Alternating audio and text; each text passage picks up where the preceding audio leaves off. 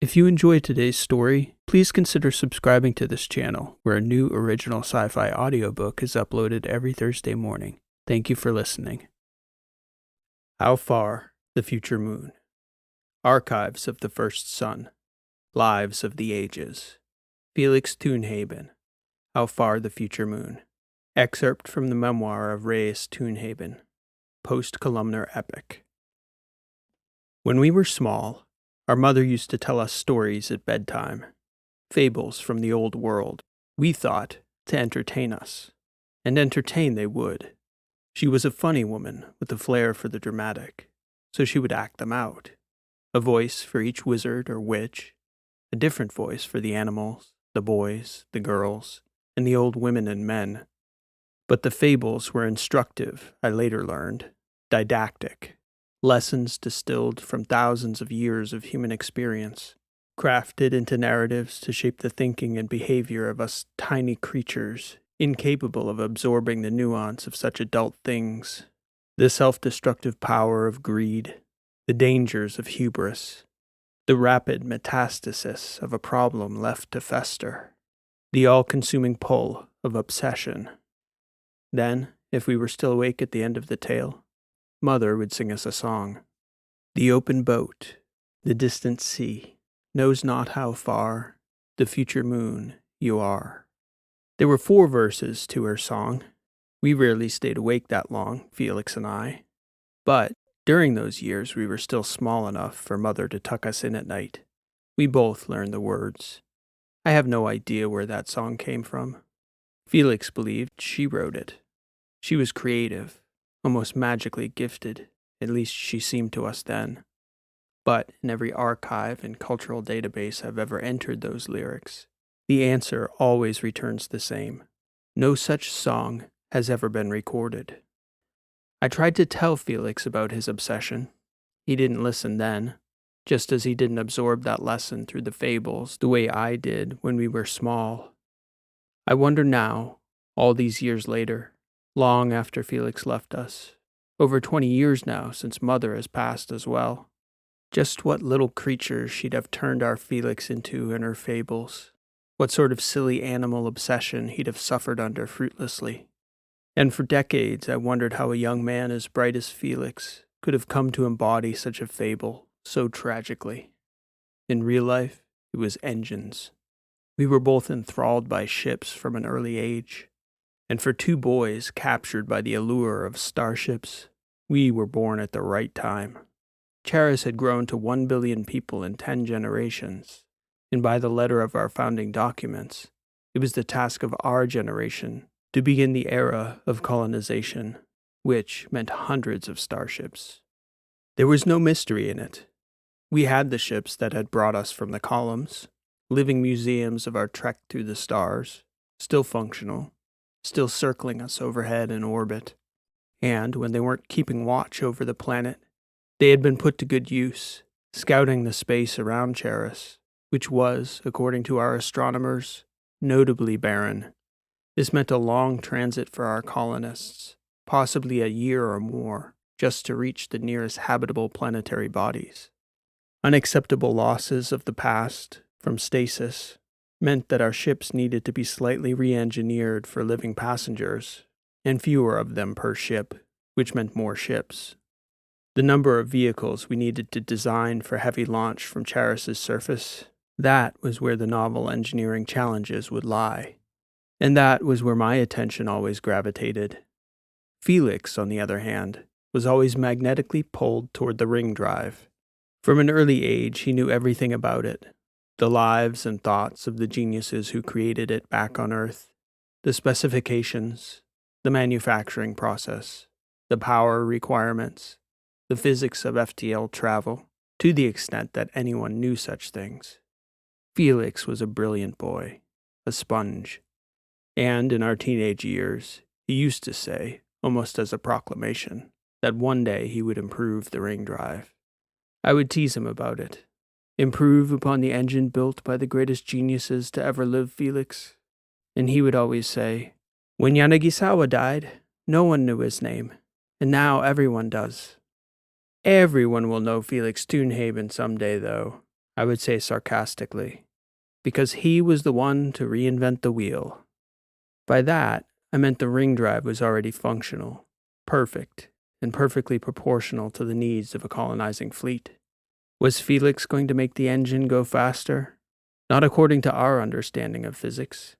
Nor was there any room for him to re-engineer it to drive even larger ships, for the energy draw was already balanced proportionally to the size of the original ring-driven ships, which were exquisitely engineered, capable of carrying hundreds of thousands of sleepers or tens of thousands of living passengers, and their function was already proven.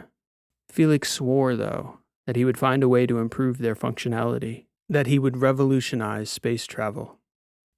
After we'd completed our education, we both tested into the design teams in Acadia, and in those early days, the city was almost exclusively the domain of the space industry, mostly us rocket builders and remote operators, whose work in space was to sit on the planet's surface and monitor AI operation of the drones and robots building our starship manufacturing infrastructure.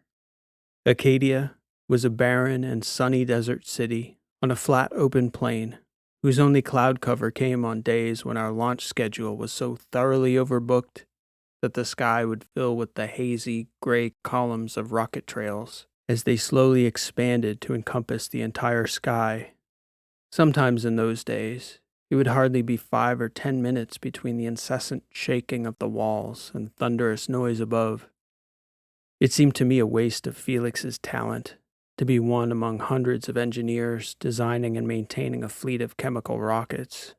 But ours were coveted positions, directly contributing to the goal of our civilization, to be a colonizing force, seeding the stars. So if the mission directors needed rockets, we would give them rockets. Me, I gave them rockets for 5 days a week, and flew home to Tyrnese, and I quickly found myself a local celebrity of sorts, one of the Acadian rocket boys. I almost never bought a drink or wanted for company on those Saturday nights out in our home city. Felix, on the other hand, was still in his dormitory in Acadia, staring at models. He was obsessed with the ring drive, scaling it down, scaling it up, reshaping the strike point, staring at visualizations of energy distribution. I thought at the time it was fine. He was slightly younger than I, and had always been less social. Eventually, I figured, he would become more interested in people, in having a life outside the inner workings of engines. I also believed that he would inevitably hit the same dead end in the physics of the problem that every single person who'd examined the physics of the ring drive had, that proportionality, by physical law, limited the mass, size, and shape of the ring.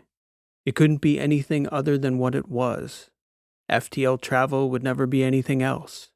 Its existence was nothing short of a miracle in the first place, both the physics of it and the genius of its discovery.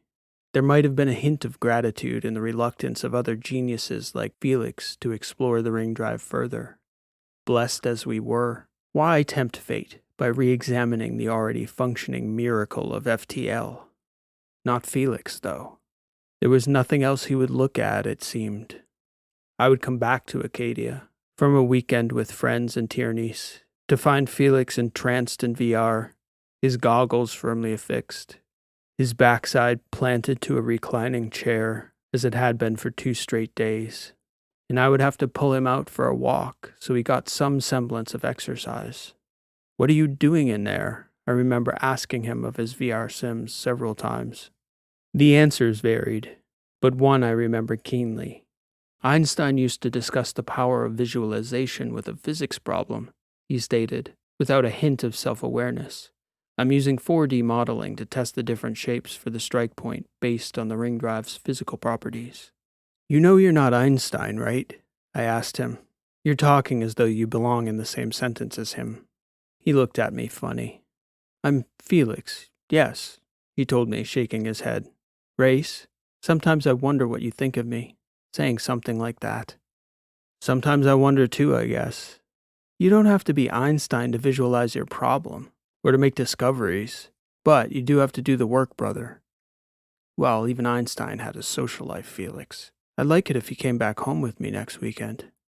Reluctantly, he agreed, but all week leading up to it, I didn't see him at all after work. Even when I pinged him repeatedly, he wouldn't answer.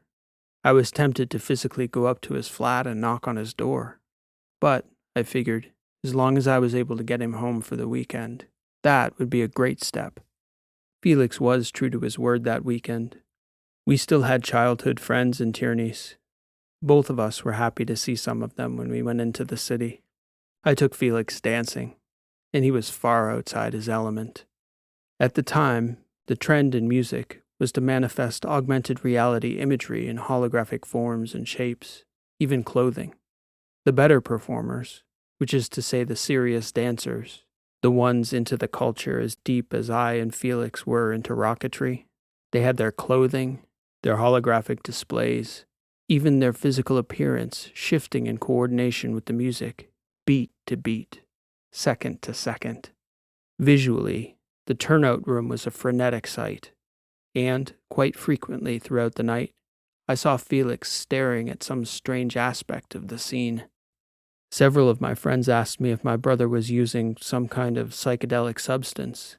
The truth, I knew, was far more damning, at least as far as I was concerned. He was visualizing some aspect of his work, bouncing the physics of FTL travel off these random light sequences, trying to find patterns in the music and movement of the dancers, their clothing, and their holograms. I worried that it was only a matter of time before something jogged a vivid thought. I danced most of the night expecting Felix to rush out of the club in a frantic state, desperate to capture an idea he thought he saw in a fractal laser display projected from the back of some club dancer's light rig. He never did run out, though, not in the hours we were there. Later, at Club Statia, a quieter lounge, I watched with one eye from a distance as Felix chatted up Anastasia, one of my newer friends who danced with him for a while at the turnout room. She did far more listening than talking, and, for most of the time, looked rather confused. Nonetheless, it was promising to see Felix socializing, even if it was an awkward sight. Anastasia did seem to like Felix, although it was difficult to tell whether he liked her at all, or was more talking at her because she was in front of him. When I asked her about their conversation the following weekend, she told me she learned a lot about hyperdense materials and the properties of hyperspace. Well, heard a lot about it, anyway, she said. I'm not sure whether I really learned anything. But your brother is very passionate about his work, Grace. The trouble was that it wasn't his work. His work was getting payloads to the array, the workships, and the site of the particle collider. And that work, though it was not challenging for Felix, was what the planet had called him to do to help the cause of colonization. I suppose it didn't matter how committed to the work he was, as long as he got it done correctly and on time. And Felix always did. It just seemed a shame to me how dismissive he was of a job thousands would have eagerly traded places with him to perform with enthusiasm and conviction. Felix saw it as a mere distraction from his real work. He didn't come back to Tierney's much after that one night out, and he didn't correspond with Anastasia again. When I asked him about it, he merely shrugged and stated, I'm not sure she liked me. I'm not sure she even met you, I told him. All you talked about was spaceship engines, and she knows nothing about that. She's a musician, Felix. Oh, I didn't know that. You were talking with her for over an hour, probably 2, and you never even asked her what she does? She asked me first, and so I told her about my work. I tried to explain to him, but really, if I needed to explain to him that one should ask other people about their lives, demonstrate a modicum of interest, then it was hard to imagine Felix was going to get it. I was baffled, because I didn't remember this Felix. When he was little, he was affable, friendly. He seemed capable of relating, even if he was a bit aloof for a child. But now, the idea that he could talk to a pretty girl for 2 hours and not bother to ask her the simplest of questions, I didn't know what to make of it. At that point, I was just happy he was still talking to our parents regularly. even if it was repetitive and superficial. Are you eating, Felix? Yes, Mother, I'm eating fine. How is work going? I've earned 2 commendations. How are you and your brother getting on? Oh, just great, Mother. It's nice to be in Acadia together. When I expressed my concerns about Felix to them, both our parents were dismissive. Oh, you know how your brother is, Race, Mother would say to me. He's always been an introvert. It's just a part of who he is. In addition to the work he was doing on his own, he applied for funding through the Colonial Bureau to study small ship FTL drive concepts as a research director. This was in our 2nd year in Acadia together. He was rejected outright. He hadn't told me he would be applying, and if he had, I'd have advised him against it. Most of the research directors were in their 40s or 50s and had extensive histories as assistants and fellows before taking on directorships. And Felix hadn't even been on a team yet in Acadia. That was his mindset, though. He had the answers and didn't need to work his way up the chain or prove himself. He knew. It didn't come as a shock to me that this glaring hole in his CV, as well as his age and inexperience, was a problem for the reviewers. Felix grumbled about it, though, when I visited him in his dormitory and he told me the news. We went over their commentary section by section, and it was, almost to the letter, what I would have cautioned him about before applying in the first place. He accused me of taking their side when I pointed out the reasoning of their perspective. He got very upset when we reviewed the closing, which read as follows. This application, notwithstanding the above shortcomings, fundamentally ignores the reality that the Charon Colonial Project has no short-term need for small craft FTL capacity. Moreover, the committee sees no potential return on investment for decades and perhaps even centuries, regardless of whether the mathematics and modeling are sound, a prospect our reviewers have serious reservations about. Though clever, even brilliant on some points, we regret to inform you that the above proposal will not be funded. These people, Felix fumed. Myopic idiots. The entirety of the Scientific Bureau, Felix? They're idiots for rejecting your proposal? They're probably not even capable of understanding the modeling, which they clearly didn't review. What if they aren't capable? Whose fault is that if they still don't understand it after reading your proposal? They didn't want to understand. They made up their mind. They're talking about return on investment. I'm talking about investing in our understanding of the physics of FTL travel, expanding our range in space by who knows what exponent. Not a small one, Race. If you want to get funding, brother, maybe you need to begin to think on their terms. What's the benefit? If you'd spent even 1/10 of the time you spent on the science thinking about the real-world implications, maybe you could have made a more compelling case. If they can't see the value in this work, I don't know how I can help them. Explain it to me then, Felix, I asked him. Maybe you'd have more patience for an audience you know wants you to succeed. Please. Felix took a breath, relented, and agreed to walk me through his latest work. It would be difficult to explain just how brilliant Felix was objectively. No doubt, I'd be accused of falling victim to familial bias and speaking hyperbolically if I related my true feelings. But I was shocked by what he showed me, because I didn't fully understand until that moment how much more brilliant he was than I, or than what I'd supposed him to be. We met in VR, standing around the strike point, essentially the object that triggers entry to hyperspace. In the case of our fleet's working FTL engines, it was the ring, represented at 1/10 scale, so that in VR it seemed a hoop about the diameter of a rubber raft we might take swimming in the ocean. The rest of the VR construct was an empty black room. Mathematics is inadequate, Felix explained, not just because it doesn't fully capture the reality of the strike point in action, but because even those who best understand mathematics scarcely understand mathematics in its true sense. Language is even more hopeless, because, like all semiotic systems, the symbols lack the nuance of the signifiers. And opening hyperspace, brother, is a nuanced art.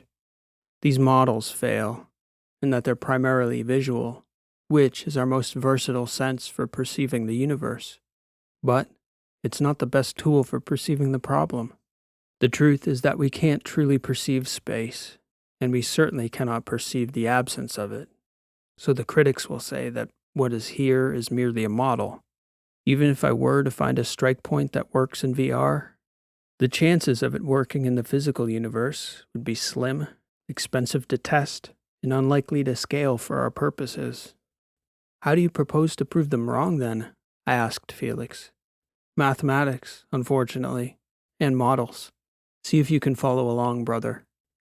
He showed me his model of the ring drive in action, how it shifted the space around it, affecting the fabric of space-time itself. That he represented using visual waves of light, which, he explained, were only symbolic of what was happening at the subatomic scale, in the way a topographical map might represent a landscape. The strike point needed to create ripples in the fabric of space-time in a certain pattern. Change the strike point, and suddenly it became impossible to replicate the ripples in space-time. Scale down the ring, and the pocket of hyperspace became too small to support a ship, obliterating the ship, the ring, and likely igniting a nova-type explosion that could tear apart a solar system. Felix explained that it was both the mass and the contour of the ring that made opening an FTL window possible. He had been altering the strike point in the VR system to try to replicate the features of the ring. To that point, without success. But Felix was certain that the creators of the ring drive were wrong. They didn't have access to similar modeling, so they merely had mathematical analysis and much weaker AI to support their claims that the ring's dimensions were singular in their suitability to open an FTL window. Felix showed me other shapes that came close, at least in the waves of light projected by the model, and, presumably, the subatomic physics the light show represented. The closest shape to meet Felix's outcome was an oblong tube about the size of a watermelon, at least as represented in the model. The benefit, if we can get a strike point of that size to be functional, Felix claimed, is that its mass is small enough that a simple two-step fusion reactor could push it out of a decent-sized gravity well. Meaning you could mount it in a small ship, land it on a planet like Charis, and take off again? I asked. Fly away and take additional FTL jumps, if I'm understanding this correctly. Exactly, Felix said. A much more versatile spacecraft. One not limited to space, and one that eventually could be accessible to smaller parties. It would immediately be within the financial reach of small groups, companies, even individuals someday. We stood there together, examining this idea, manifest in this fabricated representation of the physical universe, and then Felix took us to a VR studio where he attempted to explain the math to me, which did not go nearly as smoothly as the modeling session had. I was confused, scarcely able to understand what he was attempting to understand. I asked obvious questions, like why he hadn't just tried brute force computing to generate every possible shape and size of strike point. And, of course, he had attempted just that.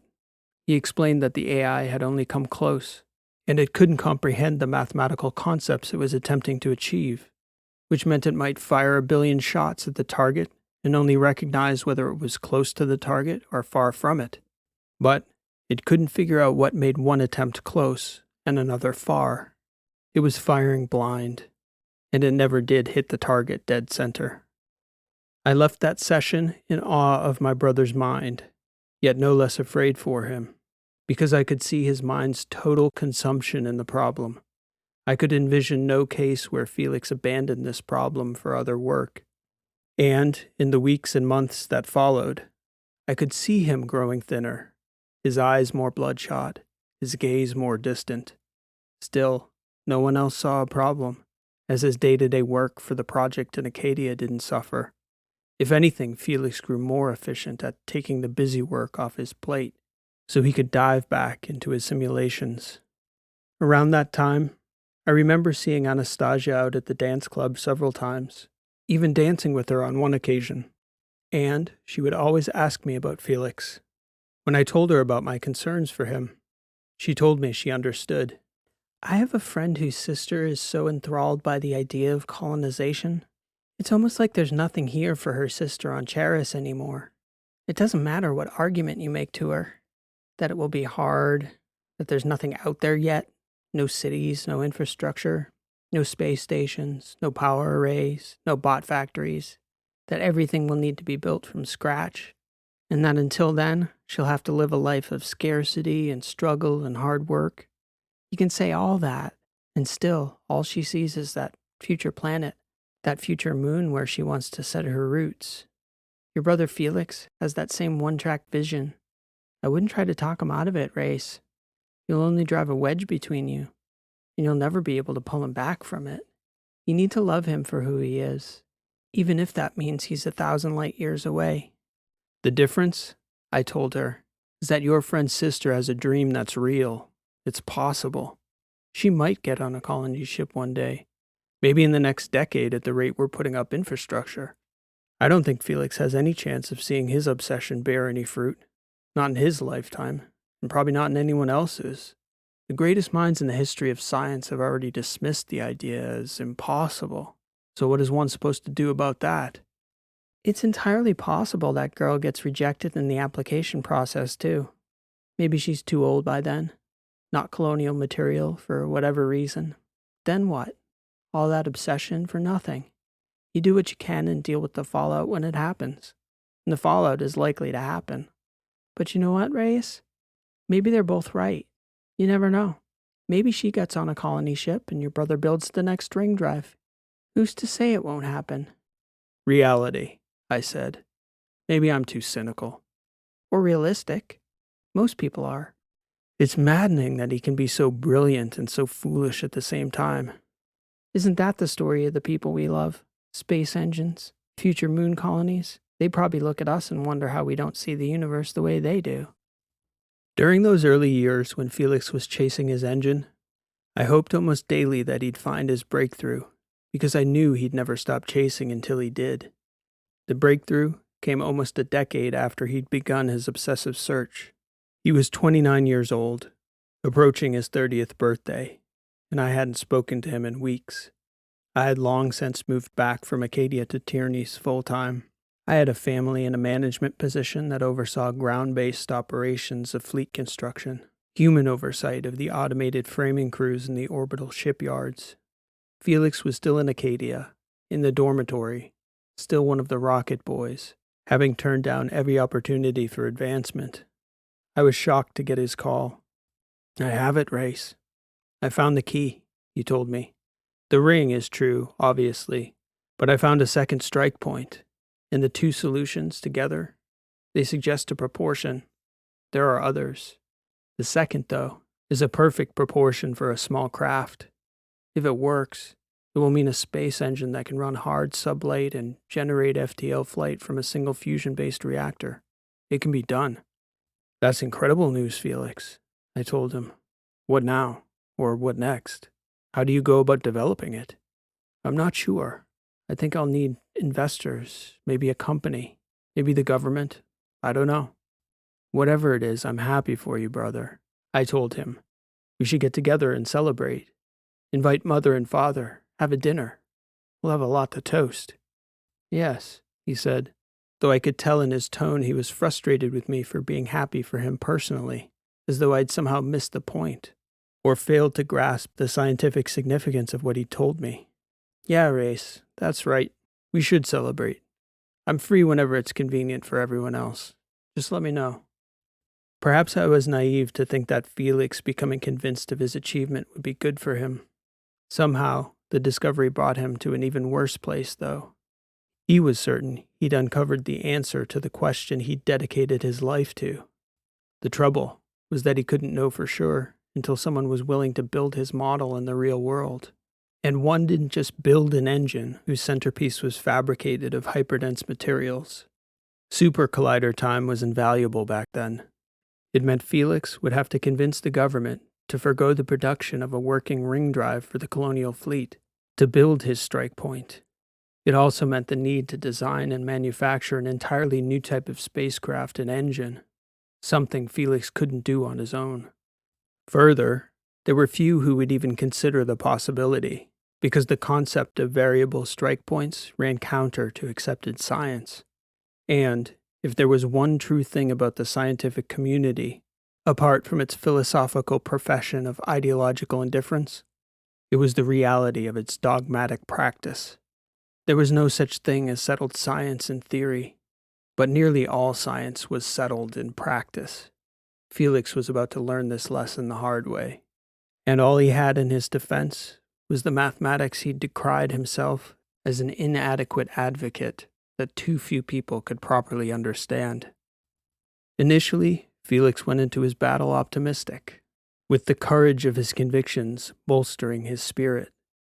To those who didn't know him, who hadn't watched him struggle for a decade to reach that point, they mistook his aloof joy and pride in his accomplishment, as well as his quiet confidence, as arrogance, when he dismissed incorrect mathematical objections as inconsequential. He was perceived as cocky, and in some cases, rude. He didn't understand how they could simultaneously criticize him en masse, quite personally in many cases, and then lash out at him for being spiteful when he defended his work, often in comparatively tepid tones. That's when I knew Felix was truly different, for it occurred to me that his fight had become something much bigger than he himself could ever be. It wasn't so much about Felix anymore than it was about human nature, a story that gets told over and over again, a story that always ends the same way. How you bear unjust hostility, regardless of the science, I told him, that will be the story of your life. There is the story, and there is the reality. Which fable would Felix be, I wondered? The broken man who couldn't see beyond his own obsession? Or the man unjustly accused, who stood tall and only seemed to grow taller the more harshly he was criticized? I think now, looking back on his life, on our lives really, Felix's tragic flaw was his impatience. Had this period of scientific strife and argument lasted a year, 2 years, maybe even 5 years, I think he'd have endured it. For so long he did, and he did so with hope, with the belief that one day he would be vindicated, that he would live to see his engine tested. Yet this period of scientific purgatory persisted, year after year, with articles that debunked his work swaying scientific sentiment, until the inevitable counter-argument was published, calling for revisitation of the original concepts. In the first few years, Felix was quick to add his voice to the fray, but as he got more and more disillusioned, he came to view it as a pointless squabble, meaningless until he could convince the controlling interests to allow him to press forward in manufacturing a test vehicle.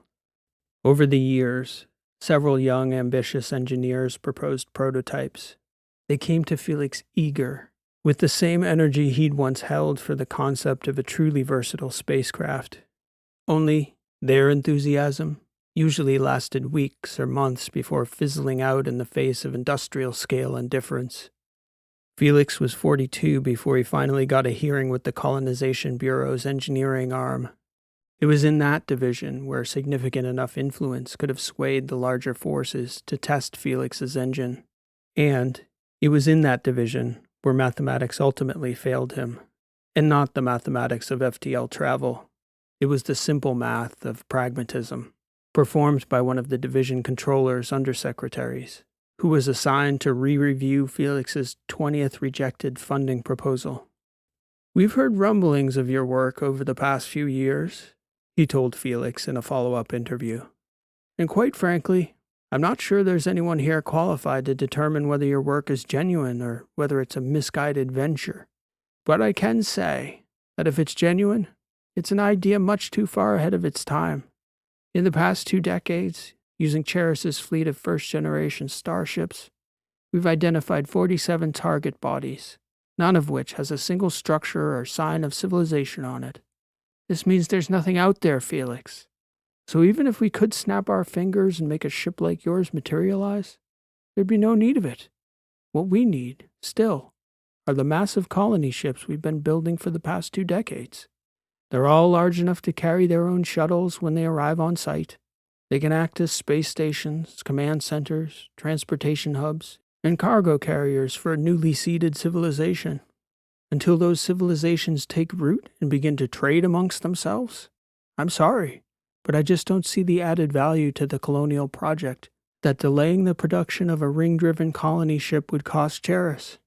And that's not going to change. Not for generations, I reckon. It's not easy to talk about how Felix left us. Not for mother and father, nor for me and my family. Felix never found love in his life, but he surely found heartbreak. It would be too simple and too cliché to say that's what killed him. He had been working himself to death since his early 20s of his own accord, long before reality dealt the fatal blow to his dream. He grew lonely and depressed, and he turned down every opportunity to advance beyond his station in order to take his one monumental shot at the stars. I think he had his heart set on living a life where everyone knew Felix Toonhaven. Then again, Felix was unreasonable. I remember vividly, a few years after that meeting with the government, after several drinks, Felix turned to me earnestly and said, "Grace, I honestly thought I could be somebody who changed things, a person everyone would remember." I turned to him and said, "I love you, brother. And to us, you'll always be that person. But people, they only remember certain things. Like everyone remembers who invented the airplane. How many people remember who invented the helicopter? To my mind, that's a far more impressive invention." Felix smiled and raised up his hand, palm down, with a slow upward motion. "Vertical liftoff. Quite a machine as atmospheric aircraft go. Do you know who invented it, Felix?" "No, I don't." "Neither do I." "Some great genius," he said. "A great genius indeed," I echoed, raising my glass. "To the great unknown geniuses of the human race." We smiled as we toasted, and Felix looked genuinely happy. It was one of the few times I can recall him being happy in the final years of his life. It may sound strange to say, especially of a man as young as Felix, who was 47 when he died, but I wasn't shocked when I received word of his death. He never took care of his physical health, and he detested medical services. I don't think he'd had a scan in over a decade, perhaps ever in his adult life. It was something we all did our best to encourage him to do, but Felix's path was also always his path to walk. Felix was going to be Felix to the very end. The coroner's intake revealed a brain aneurysm that had been missed in adolescence. A thin vessel wall. The difference between life and death was a matter of a fraction of a millimeter, nearly as fine as the difference between a working and non-working FTL engine. We held Felix's memorial in the hills outside Acadia, overlooking the flat where our rockets steadily interrupted the ceremony with their thunder as they rose, one after the other, as they always did, starward. I began my eulogy of my brother with a name no one had heard before. Paul Cornu, a little-remembered engineer from Europe who was the first to adapt a sketch of Leonardo da Vinci's into a machine that approximated a primordial helicopter. Our mother never looked so old to me as she did, singing that same childhood song. I hadn't thought about it in years, but somehow I still remembered every word. Branded into my memory it was, as childhood songs are. The stars behind are always there, within the reach of our belief, from an open boat in a distant sea. Who knows how far the future moon you are. The Saturday following our memorial for Felix, I took a trip out to Acadia by myself. I hiked the inner rim, a trail that ran along the hills that overlooked the open plain. The city held so many memories for me of those formative years of ours. My first job, the friends I met in that city, when it wasn't much more than a network of industrial warehouses and dormitories. But mostly, I couldn't look down there without seeing Felix, whose life, beyond the scope of our family, will disappear into the obscurity that awaits us all. One of the rocket boys of Acadia, lifting all the small parts and fittings to the skeletons of starships forged in the orbit of Charis at the beginning of our age of colonization. One of thousands of rocket boys, maybe the most brilliant one of all. Every man, in memory, eventually recedes into some forgotten army. Statistically speaking, it is all but certain that Felix's engine is fatally flawed in some unforeseeable way. Someday, though, perhaps 1,000 years from now, some other underappreciated genius will stumble upon the same problem and find a similar solution to Felix's, adapting it for a galaxy in which it will be practical, perhaps even indispensable. Who knows whether that inventor will have found and read Felix's work for inspiration? I still look to him every day. Editor's note: 2 centuries and 16 years following Felix Stonehaven's birth, the first FDL flight powered by the FXT Starcraft two-step engine was completed between the gas giant Iophos and the moon Helenia, covering a distance slightly less than 6 light-years. The engine's design was uncovered by a teenage engineering student's AI while she was researching the history of FTL engine design. Stonehaven's engine performed so flawlessly during early test flights that it was adopted without adaptation and lingered in continual use in some capacity for the remainder of the post-columnar epoch. Entry from the archives of the First Sun. Lives of the Ages. Felix Stonehaven. How Far the Future Moon. This has been an original story, written and read by P.E. Rowe. Thank you for listening. I hope you enjoyed this story. At the time of this video's premiere, I'll be putting up a poll on the channel's community tab for an upcoming audience-selected story topic. You can also find the community page linked in the comments section below. If you're new to the channel, I try to take a poll every month or two for story topics. I've really enjoyed the challenge of writing to some of the topics you've selected, and for me, they're some of my favorite stories on the channel, and among the ones I'm most proud of. So if you have a moment and would like to participate in the poll, I'd love to have your vote. Also, if you'd like to be sure you don't miss a future story topic poll when they go up, be sure to subscribe and click on the notifications bell so you'll get notified of each new story release and the polls when they go live. Stay tuned in the coming weeks for the final few episodes in Season 1 of the Misfits series, which I'm planning to wrap up by early December. And there are lots of exciting twists and turns to come in that ongoing saga. Until then, thanks for listening. This has been P.E. Rowe, and I hope to see you next time.